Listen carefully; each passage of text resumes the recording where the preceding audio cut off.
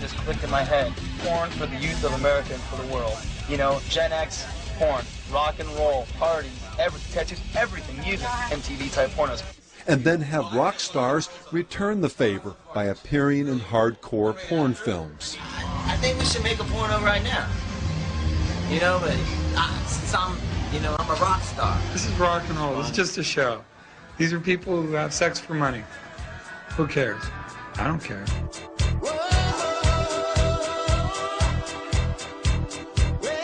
Feature grotesque sexual imagery, a la Aleister Crowley's phallic signature, on album artwork,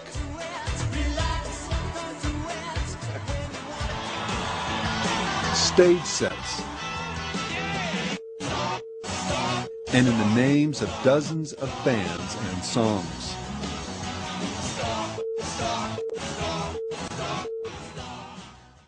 As horrific as all this is, there's one other area that is perhaps even more indicative of the degree to which this cancer has spread. Pagan sexuality now runs rampant through the one group that should know better. Professing Christians, those to whom God said, "Let fornication and all uncleanness not even be named among you."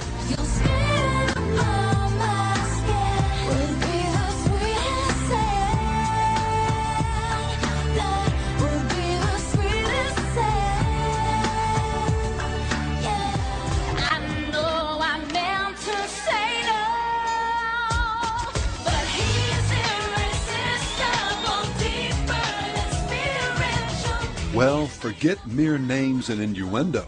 Artists who have been very vocal about their Christian faith, about Jesus Christ, who was the ultimate rock star and rebel, and now think nothing of promoting full-on debauchery in their music videos.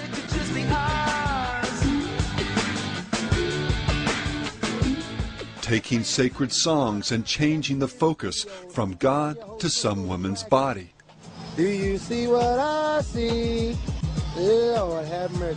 Anyway, back to the countdown. Seducing millions of teens into idolatry. It's great when you see the oh my gods. Those are the people that are really cool. Oh my god!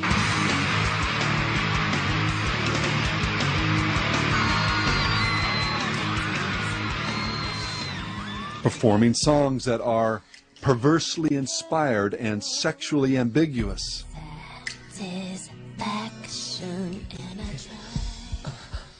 Simulating a 40-second long orgasm on their recordings. Singing or rapping lyrics that push the envelope of obscenity.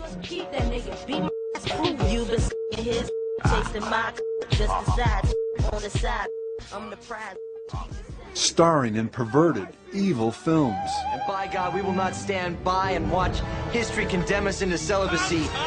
We will get laid! Yes! DJing for copulating ravers, and even producing a hardcore porn film. Winning the award for breakthrough performance is a lot like losing your virginity. Once you win, you can never do it again. You've already broken through. But that's a small price to pay for something that feels so good. And producing everything from sexually charged videos to a personal life replete with children out of wedlock, parties with nude women in a swimming pool, and an ever-growing arrest record. And then, to top it all off, have these artists thank God for making all of this possible. First and foremost, I want to thank God. Without him, none of this would be possible. And thank God. I thank the Lord. Grateful to God. To thank God. I'd like to thank God. Thank God. Thank God. Oh, thank you, Jesus. Culturally, this ever-growing avalanche of sexual perversity has torn down almost every barrier of honor and purity.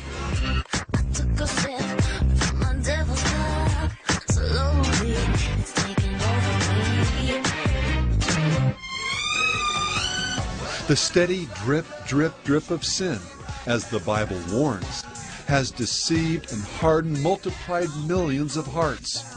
And so, we begin to justify our sin. We can't help it. We're out of control. All men. all men.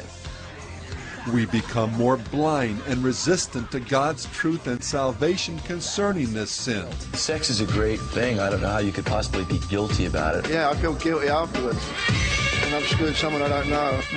Absolutely no regrets. And we become more susceptible to the next stage of sin. Another disturbing creation from the mind of one sick and who can't tell the difference and gets stupefied. And I've been waiting my whole life for just one. Love I needed was just one. This is perhaps Satan's most useful ploy, not only for the power it gives him over individual lives and the toll it takes on society, but the demonic poignancy of it.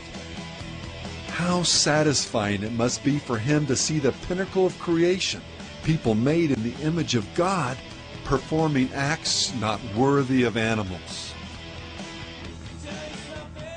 There's a reason why we have the capacity to sink this low. Humans are completely unique. We're the only creatures who are infused with the breath of God, the spark of the divine. And even as we have the potential, through the work of God's grace, to ascend to the very pinnacle of creation, so there's a corresponding potential to sink to its very depths. Make no mistake about it. Our fallen natures, the corruptions of our present age, and the very real forces of darkness that operate in the spiritual realm together form a type of spiritual gravity that pulls us inexorably down. There's no force of human will or religious discipline that can ultimately break its power. But the gospel, the good news, is that God has done what we could not. 2,000 years ago, He stepped into our world as a man and destroyed the power of the spiritual gravity on the cross. He then ascended and grants His offspring the power to do the same. Number 4, satanic sexuality gives no thought to modesty. Viewing man as little more than a highly evolved animal, clothing is commonly seen as an artifice, and the shame attending public nudity as a vestige of Christian guilt.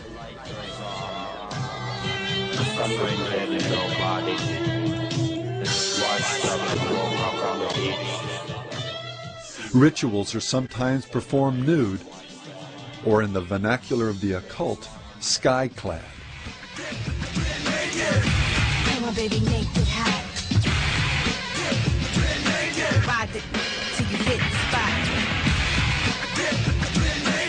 Well, the Red Hot Chili Peppers, Madonna, Moby, Perry Farrell, Marilyn Manson, Green Day, Rammstein, Jesus Lizard, Courtney Love, Iggy Pop, Lit, Gigi Allen, Queen, Jackal, Motley Crue, and Blink-182, to name just a few, have all used nudity in varying degrees in their performances.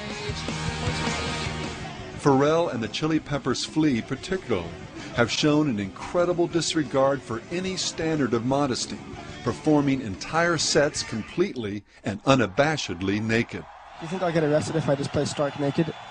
Definitely not. There's a lot of naked people running around. We're all gonna get naked! Woo! And it's not just the performers. Nudity in the audience, particularly women baring their breasts, has become almost standard at many concerts. Observing the groundbreaking nudity amid the audience at Woodstock 1969, Grace Slick made an interesting observation that also illustrates some of its spiritual undertones. You could wear nothing or everything. Either choice of outfit would honor the nameless spirit. Adorn yourself in the full regalia of a sorcerer. Roll in the mud, let the rain splash it all away, and then take off your clothes and dance. And not infrequently, nudity and the rebellion and nihilism that surround it spills over into the real world. Filter's Richard Patrick, for example, proudly described an incident that later served as inspiration for their song, Take a Picture. One time I got drunk, did a bunch of drugs, and I ended up on a plane. I blacked out, took off all my clothes,